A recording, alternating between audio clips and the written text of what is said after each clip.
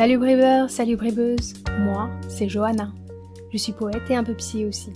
Je suis une fière créatrice qui aime publier ses poésies sur les réseaux sociaux. J'aime partager mes écrits et je me suis dit, pourquoi ne pas créer un podcast dédié aux écrivains de minuit? Enfin, ceux du dimanche sont invités aussi. Cette chaîne est donc un recueil de bribes dans laquelle je vous invite à vous livrer sans complexe autour de quelques vers et un peu de prose. Alors bonne lecture et bonne écoute avant toute chose.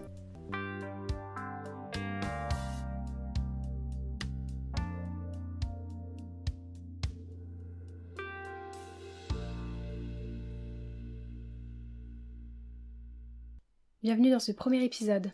Avant de vous faire partager l'expérience et la poésie d'autres auteurs, je vais vous partager la mienne. Aujourd'hui, je vais vous lire une première poésie. Et puisque j'inaugure ce premier épisode seul, quoi de mieux que la solitude pour thématique? Mais avant de commencer cette lecture, je vais vous donner un peu de contexte. Voilà, j'ai écrit cette poésie suite à une conversation avec un membre de ma famille. Suite à une conversation bien animée et des punchlines plus ou moins assumées, on me pose cette très chère question. Mais pourquoi t'es seule, toi, alors? Hors contexte, cette question paraît plutôt bateau. Mais elle implique aussi ce qui a longtemps été, et qui semble toujours être, un impératif social. Trouver sa moitié, se marier, faire des bébés.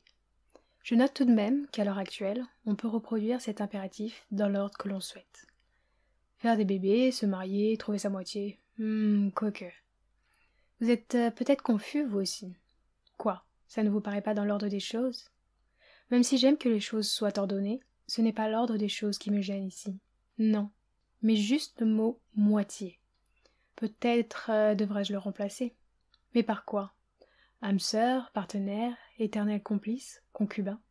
Après tout, c'est vous qui voyez. À l'heure où je vous parle, j'ai 34 ans.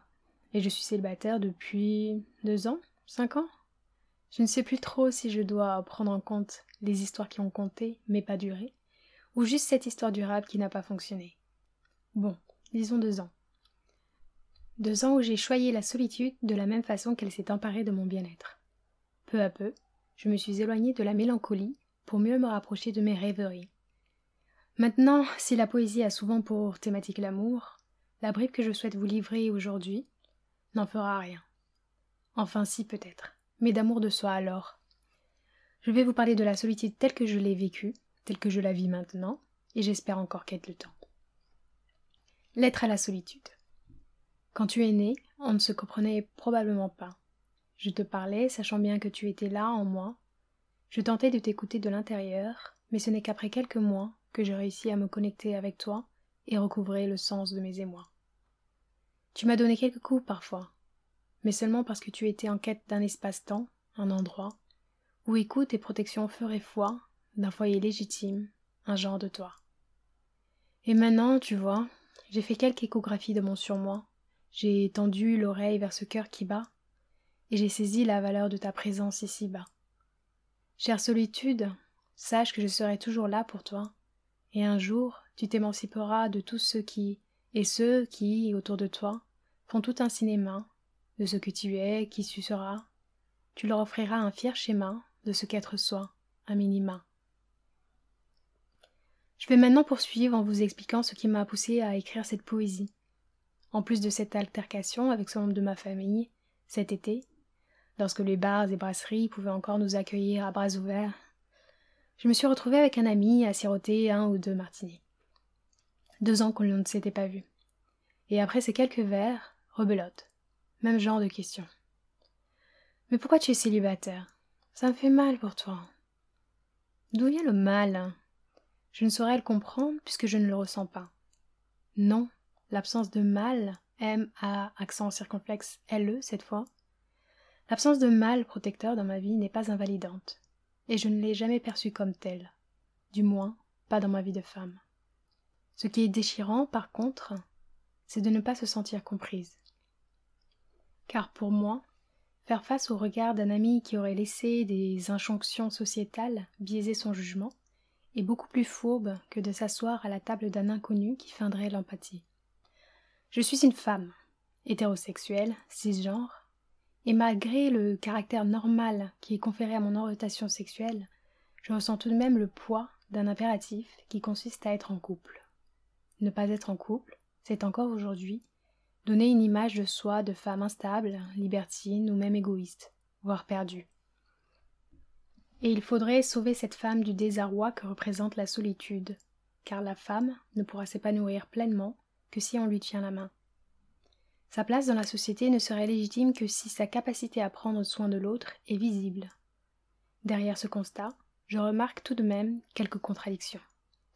Je m'explique. Exemple.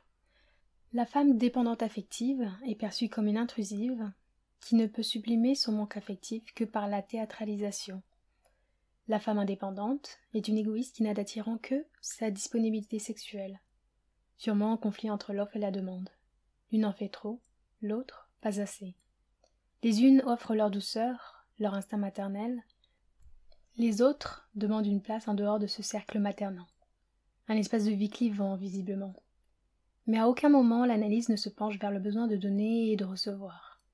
Et pourtant, le plaisir de donner et de recevoir, ce n'est pas uniquement proposer et attendre de l'autre, mais aussi accepter ce que l'on peut avoir en soi. S'accorder du temps, se laisser une place pour la créativité, observer un moment pour se rapprocher de tous ses sens disponibles. S'offrir à l'autre en tant que femme a toujours plus de valeur aux yeux du patriarcat que le don de soi pour soi.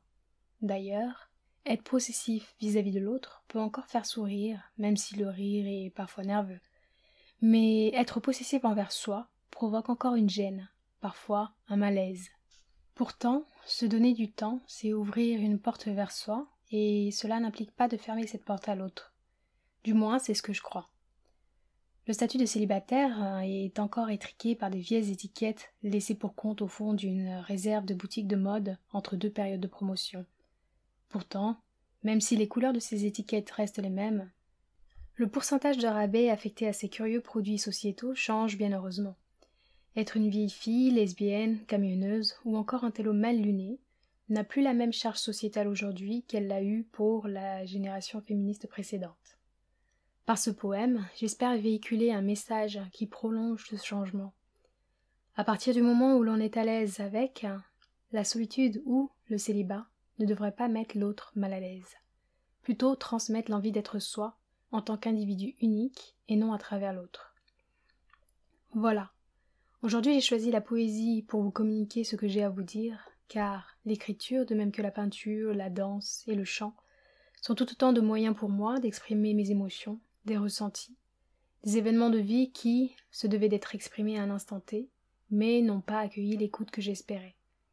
Durant ces épisodes, je ne vous chanterai pas des histoires, non, ces histoires vous seront lues, car je crois qu'elles méritent d'être entendues, partagées et ressenties par un auditoire en accord avec soi ou en désaccord avec moi, voire les deux. J'espère que ce monologue vous a permis de me connaître un peu mieux. Difficile de faire une interview de soi, mais si cette lecture audio vous a plu, n'hésitez pas à commenter cette première bribe ou à réagir sur les réseaux sociaux. Partagez cet instant de poésie ou ajoutez-le en playlist audio. Si vous utilisez plutôt Apple Podcast, faites-moi voir des étoiles. Sinon, parlez-en autour de vous. À bientôt.